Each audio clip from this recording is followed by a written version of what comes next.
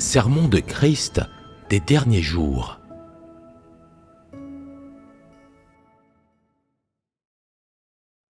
Seul quelqu'un d'honnête peut vivre une véritable ressemblance humaine. Pour croire en Dieu et suivre le bon chemin dans la vie, tu dois à tout le moins vivre avec dignité.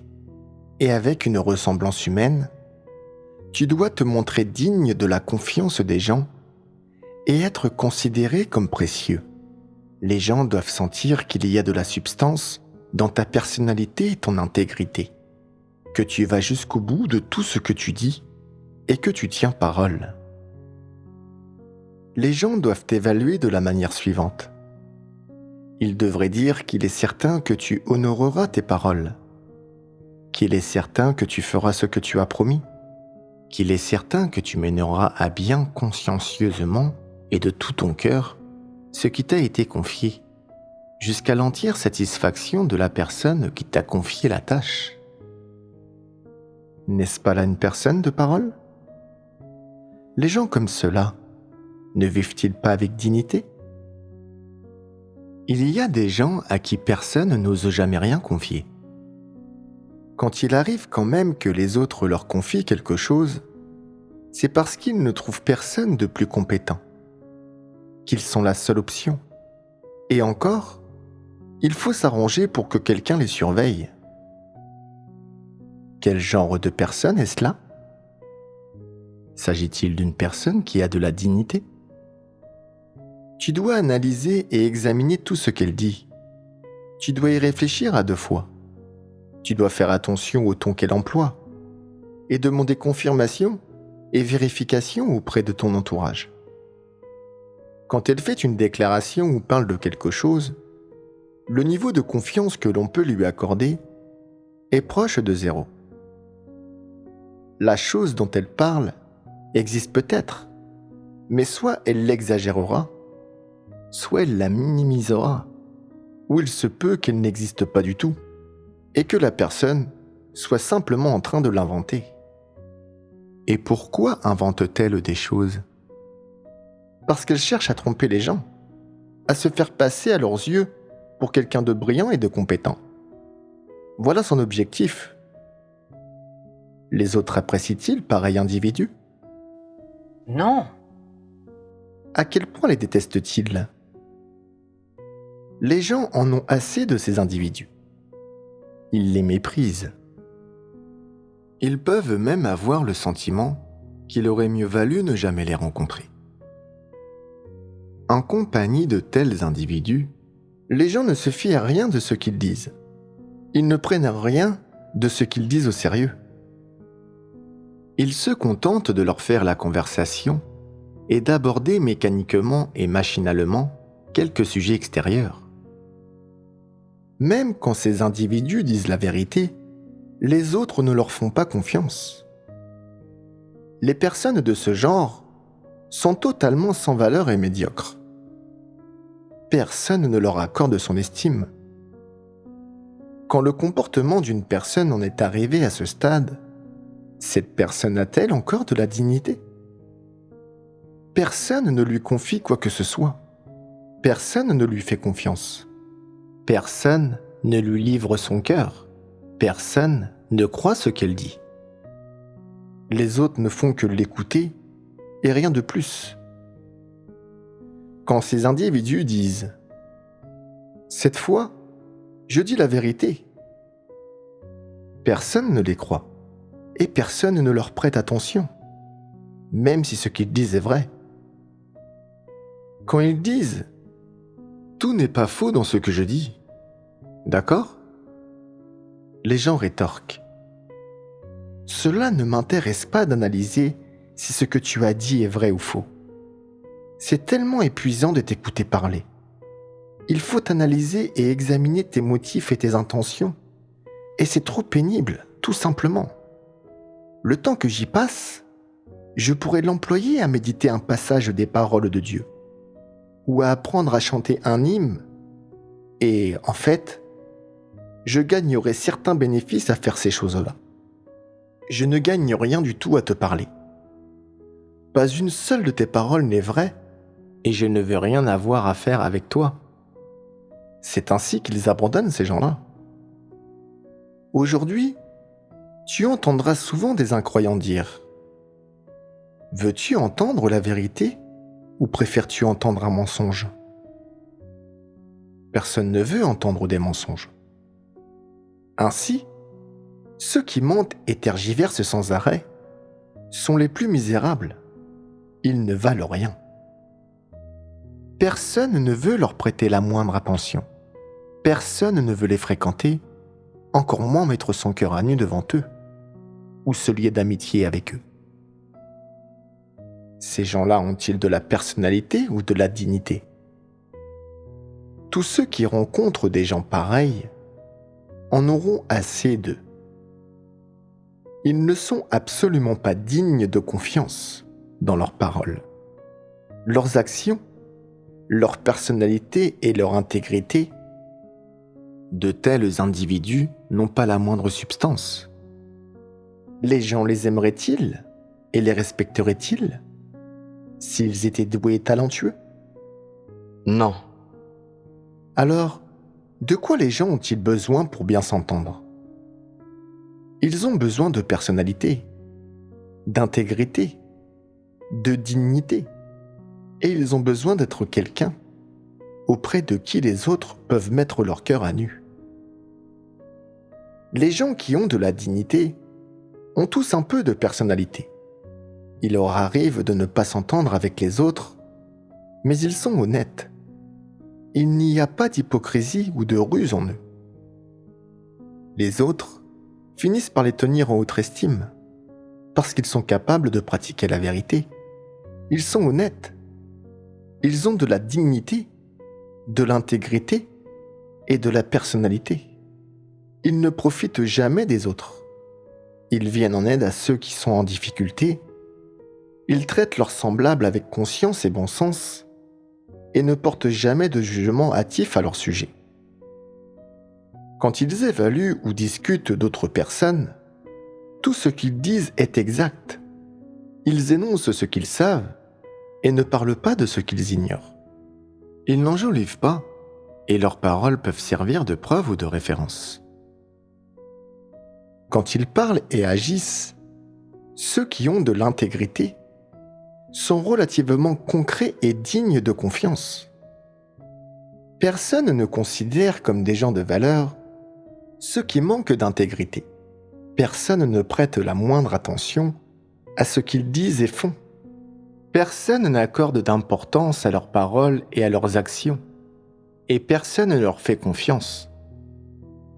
C'est parce qu'ils racontent trop de mensonges et qu'ils disent trop peu de paroles honnêtes.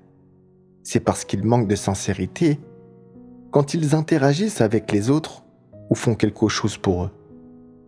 Ils essaient de duper et d'abuser tout le monde, et personne ne les aime. Avez-vous trouvé quelqu'un qui, à vos yeux, était digne de confiance ? Pensez-vous être digne de la confiance des autres ? Les autres peuvent-ils vous faire confiance ?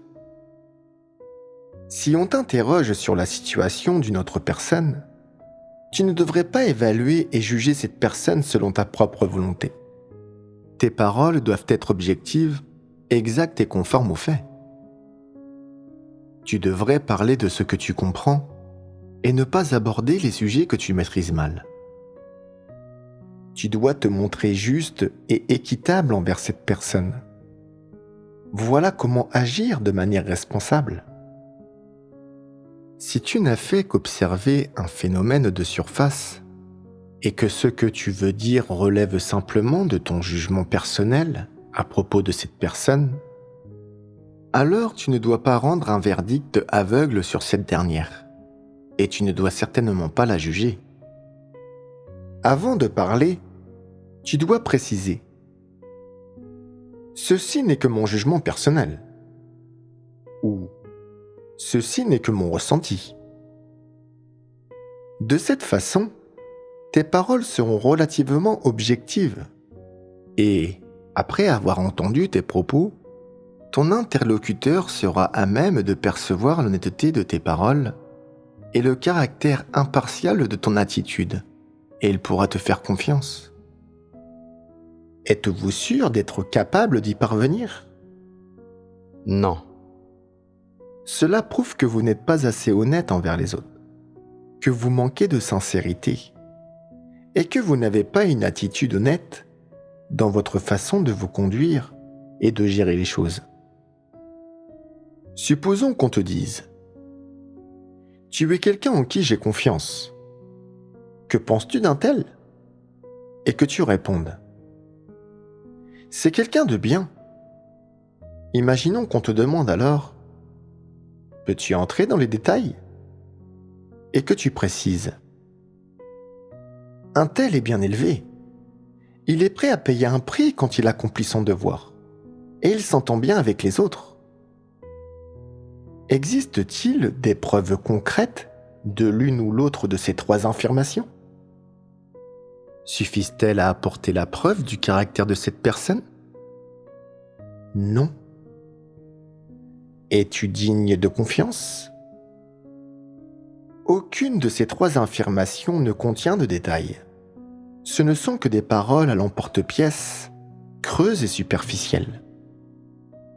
Si tu venais seulement de faire connaissance avec cette personne et que tu disais que c'est quelqu'un de bien d'après les apparences, alors ça serait normal. Mais tu es en contact avec elle depuis quelque temps et tu aurais dû être en mesure de découvrir un certain nombre de problèmes substantiels la concernant. Les gens veulent savoir la manière dont tu estimes et considères la personne en question, au plus profond de ton cœur. Mais tu ne dis rien qui corresponde à la réalité, rien de critique ou d'essentiel, de sorte que les gens ne te feront pas confiance et ne voudront plus interagir avec toi. Quand tu interagis avec les frères et sœurs, tu dois mettre ton cœur à nu devant eux et te confier à eux pour que cela te soit bénéfique. Quand tu accomplis ton devoir, il est encore plus important que tu mettes ton cœur à nu et que tu te confies aux autres. Ce n'est qu'alors que vous travaillerez bien ensemble.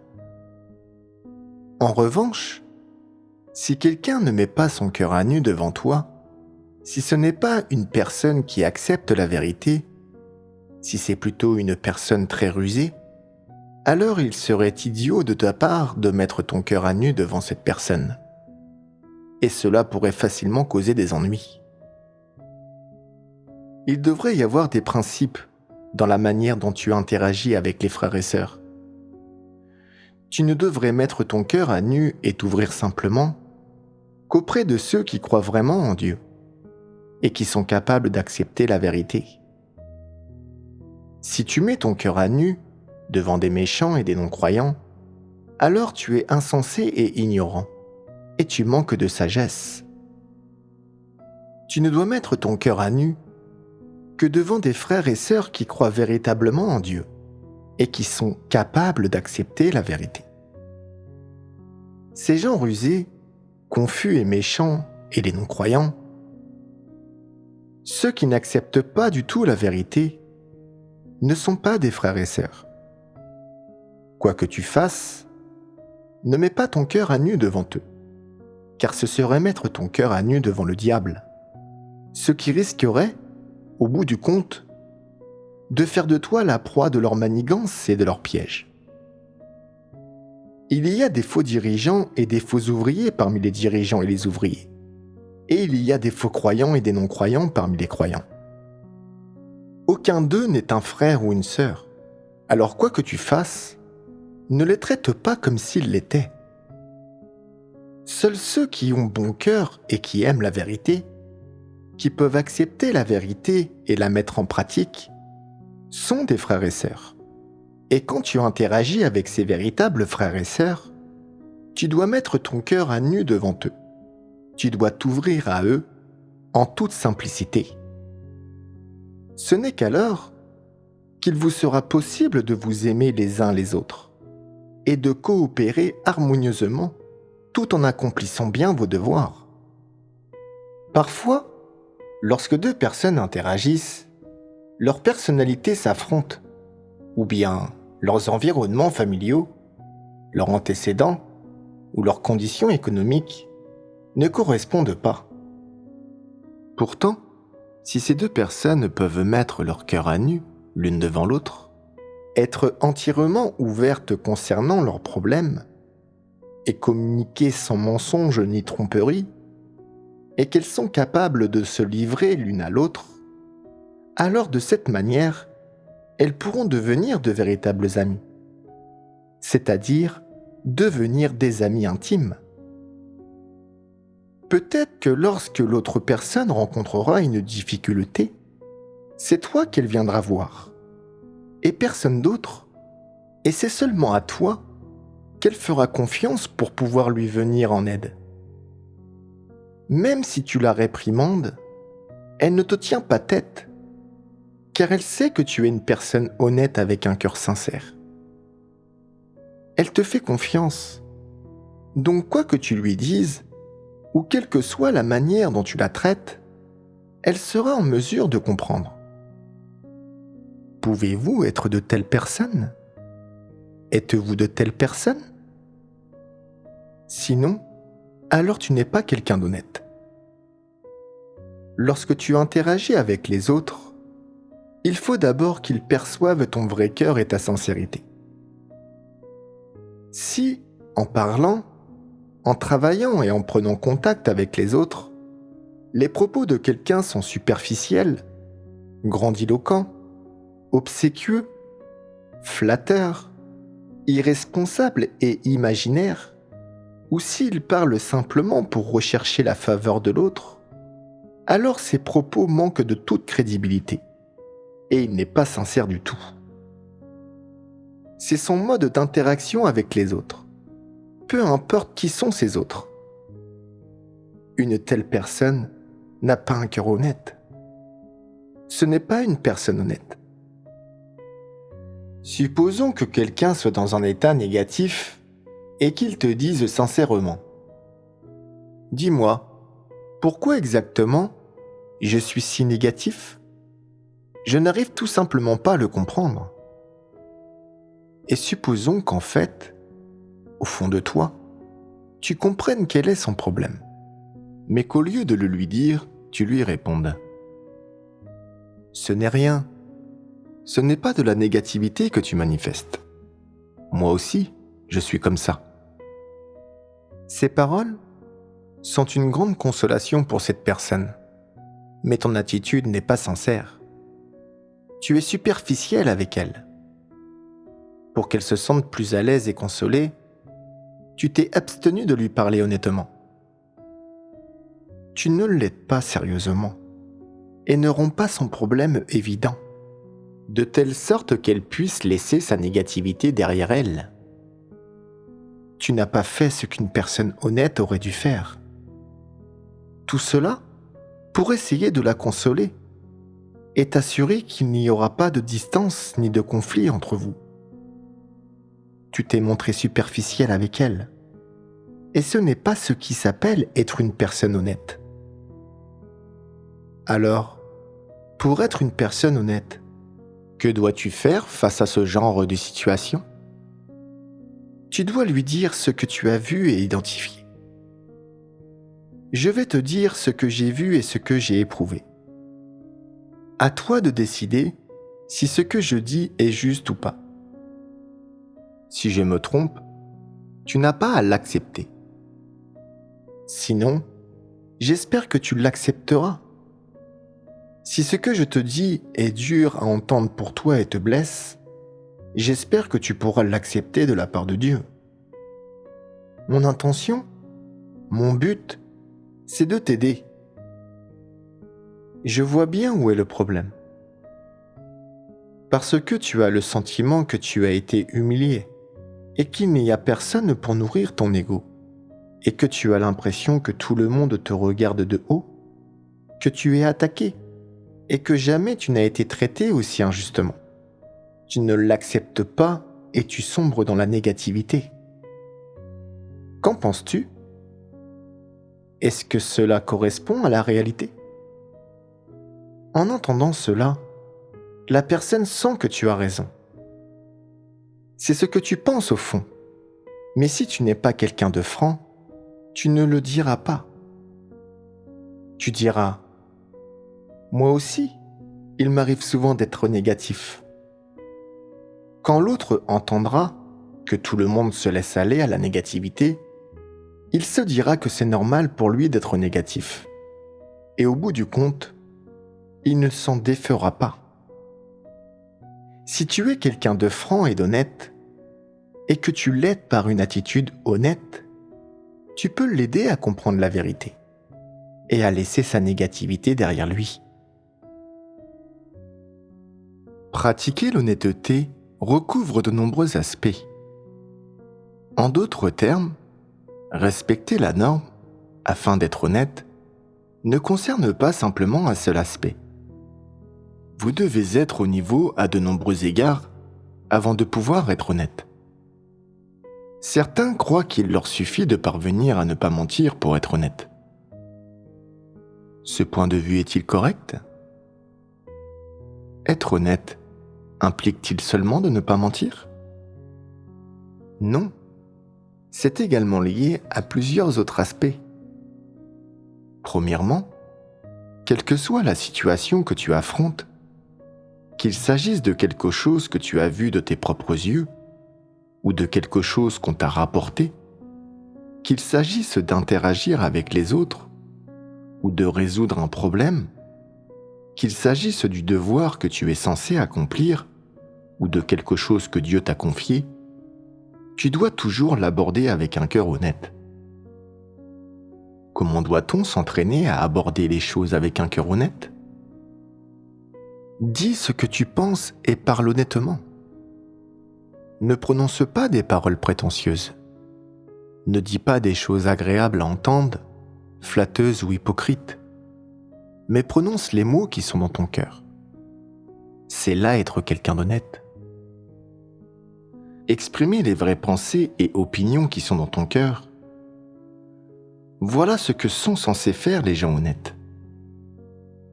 Si tu ne dis jamais ce que tu penses et que les mots s'enveniment dans ton cœur, que ce que tu dis est constamment en désaccord avec ce que tu penses, ce n'est pas ce qu'une personne honnête fait. Par exemple, supposons que tu ne fasses pas bien ton devoir et que, quand les gens demandent ce qui se passe, tu répondes « Je veux bien faire mon devoir, mais pour diverses raisons, je n'ai pas pu le faire. » En fait, tu sais dans ton cœur que tu ne t'es pas appliqué, mais tu ne dis pas la vérité. Au lieu de cela, tu trouves toutes sortes de raisons, de justifications et d'excuses pour dissimuler les faits et pour fuir tes responsabilités. Est-ce là ce que fait une personne honnête? Tu trompes les gens et tu te tires d'affaire en disant cela.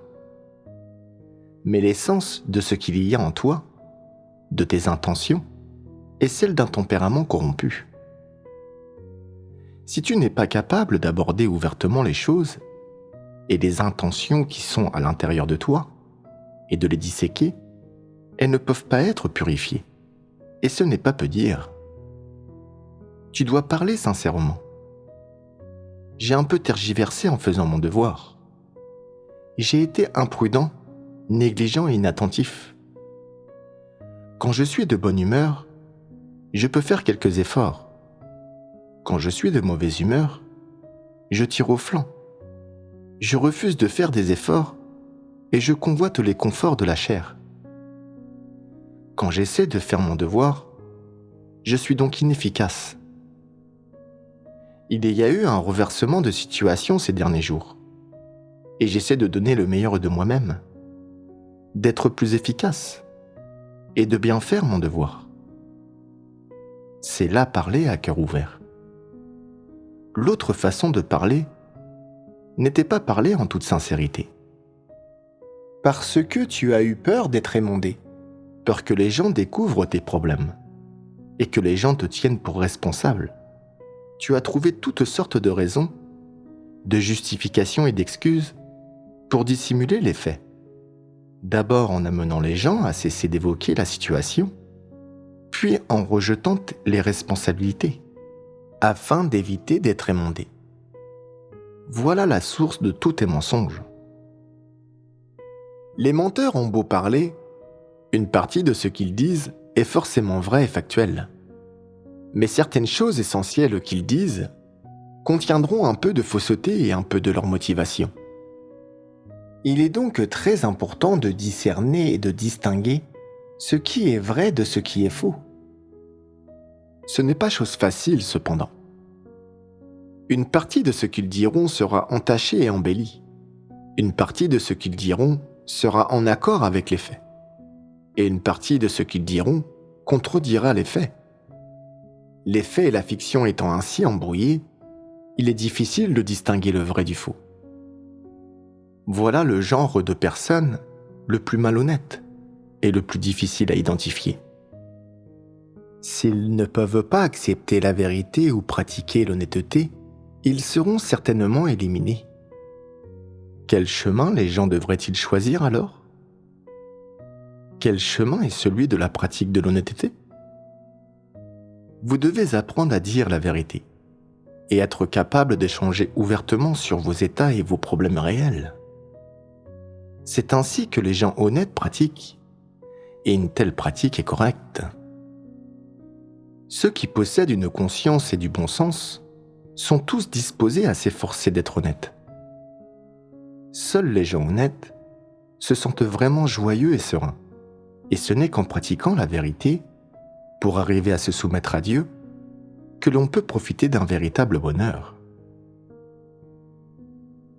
De nombreux problèmes pratiques surgissent au fur et à mesure que les gens font l'expérience de l'honnêteté. Parfois, ils parlent sans réfléchir. Ils se trompent momentanément et disent un mensonge parce qu'ils sont gouvernés par une mauvaise motivation ou un mauvais but, ou par leur vanité et leur orgueil. Et par conséquent, ils devront continuer à dire de plus en plus de mensonges pour couvrir celui-ci. Au bout du compte, ils ne se sentent pas sereins dans leur cœur, mais ils ne peuvent pas retirer ces mensonges. Ils n'ont pas le courage de corriger leurs erreurs, d'admettre qu'ils ont menti, si bien que leurs erreurs ne cessent de s'accumuler. Après cela, c'est toujours comme si une pierre leur appuyait sur le cœur. Ils veulent toujours trouver une occasion de faire leur mea culpa, d'admettre leur erreur et de se repentir, mais ils ne mettent jamais cela en pratique. Finalement, ils y réfléchissent et se disent « Je me rattraperai quand je ferai mon devoir à l'avenir. » Ils disent toujours qu'ils vont se rattraper, mais ils ne le font jamais. Ce n'est pas aussi simple que de seulement s'excuser après avoir menti. Peux-tu réparer le tort et les conséquences de tes mensonges et de ta malhonnêteté ? Si dans le contexte d'une formidable haine de toi-même, tu es capable de pratiquer la repentance et de ne plus jamais refaire ce genre de choses, alors il se peut que tu bénéficies de la tolérance et de la miséricorde de Dieu. Si tu prononces des paroles mielleuses et dis que tu rattraperas tes mensonges à l'avenir, mais que tu ne te repens pas vraiment et que par la suite tu continues à mentir et à tromper les autres, alors tu es extrêmement obstiné dans ton refus de te repentir, et il est certain que tu seras éliminé. Cela devrait être reconnu par les personnes qui sont douées de conscience et de bon sens. Après avoir menti et été malhonnête, il ne suffit pas de penser à faire amende honorable. Ce qui importe le plus, c'est de vraiment te repentir. Si tu désires être honnête, tu dois résoudre le problème du mensonge et de la malhonnêteté. Tu dois dire la vérité et faire des choses concrètes. Parfois, dire la vérité aura pour conséquence de te faire perdre la face et de te faire émonder. Mais tu auras pratiqué la vérité et avoir obéi à Dieu et l'avoir satisfait. Cette fois-là en vaudra la peine. et ce sera quelque chose qui t'apportera du réconfort. En tout cas, tu auras enfin pu pratiquer l'honnêteté. Tu auras enfin pu dire ce que tu avais sur le cœur, sans essayer de te défendre ni de te justifier. Et c'est une véritable croissance. Que tu sois émondé ou remplacé, tu te sentiras ferme dans ton cœur, car tu n'as pas menti. Tu te diras que puisque tu n'as pas fait ton devoir correctement, il était juste que tu sois émondé et que tu en assumes la responsabilité. C'est un état mental positif. Et pourtant, si tu es malhonnête, quelles sont les conséquences? Après avoir été malhonnête, comment te sentiras-tu au fond de toi? Mal à l'aise. Tu ressentiras toujours qu'il y a de la culpabilité et de la corruption dans ton cœur. Tu te sentiras toujours accusé. Comment ai-je pu dire des mensonges? Comment ai-je pu être malhonnête une fois de plus? Pourquoi suis-je comme ça? Tu auras l'impression de ne pas pouvoir garder la tête haute, comme si tu avais trop honte pour faire face à Dieu. En particulier, lorsque les gens sont bénis par Dieu, lorsqu'ils reçoivent la grâce, la compassion et la tolérance de Dieu, ils sentent d'autant plus qu'il est honteux de tromper Dieu. Et dans leur cœur, ils éprouvent une plus grande culpabilité et moins de paix et de joie. Quel problème cela démontre-t-il? Que tromper les autres est la manifestation d'un tempérament corrompu. C'est te rebeller contre Dieu et lui résister. Et donc cela t'occasionnera de la douleur. Quand tu mens et que tu trompes les autres, tu peux avoir l'impression d'avoir parlé avec beaucoup de vivacité et de tact, et de n'avoir rien trahi de ta fourberie. Mais plus tard, tu éprouveras un sentiment de culpabilité et d'accusation, qui te suivra peut-être toute ta vie. Si tu mens et trompes les autres intentionnellement et délibérément, et qu'un jour, tu te rends compte à quel point c'est grave, cela te transpercera le cœur, comme un poignard, et tu seras toujours à la recherche d'une occasion de te racheter. Et c'est ce qu'il convient de faire, à moins que tu n'aies pas de conscience, que tu n'aies jamais vécu selon ta conscience, et que tu n'aies pas d'humanité, de personnalité ou de dignité. Si tu as un peu de personnalité et de dignité, de sagacité et de conscience, quand tu t'apercevras que tu mens et que tu commences à tromper les autres, tu percevras que ton comportement est honteux, scandaleux et ignoble. Tu te mépriseras et te détesteras, et tu abandonneras le chemin du mensonge et de la tromperie. Ceux qui sont de la même espèce que Satan n'ont pas la conscience ni le sens de l'humanité normale. Ils ne voient pas tous les mensonges qu'ils disent, ils y restent indifférents, et ils ont même un fondement théorique à leurs mensonges, à savoir qu'aucun grand exploit ne s'accomplit sans dire de mensonges. Ils refusent donc obstinément de se repentir. Il en va autrement de ceux qui ont une conscience et du bon sens. Ceux-là ont seulement subi la corruption de Satan. Et, bien qu'ils révèlent des tempéraments corrompus, ce ne sont pas des gens malfaisants.